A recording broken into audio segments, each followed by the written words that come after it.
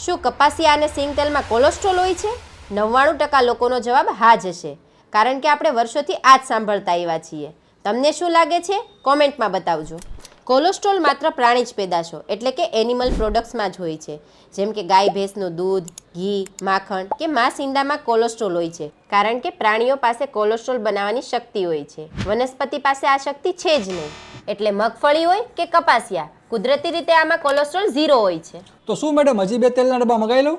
ના, અહીંયા જ લોકો સૌથી મોટી ભૂલ કરે છે. ભલે તેલમાં કોલેસ્ટ્રોલ નથી, પણ તેમાં કેલરી અને ફેટ્સ ભરપૂર હોય છે. જો તમે જરૂર કરતાં વધારે તેલ ખાવ છો, તો તમારું શરીર તેને ટ્રાયગ્લિસરાઇડમાં ફેરવી નાખે છે, જે છેવટે હૃદયની નળીઓ બ્લોક કરી શકે છે. અને રિફાઇન્ડ તેલ બનાવવા માટે જે કેમિકલ પ્રોસેસ થાય છે, તે શરીર માટે કોલેસ્ટ્રોલ કરતાં પણ વધુ ઘાતક સાબિત થઈ શકે છે.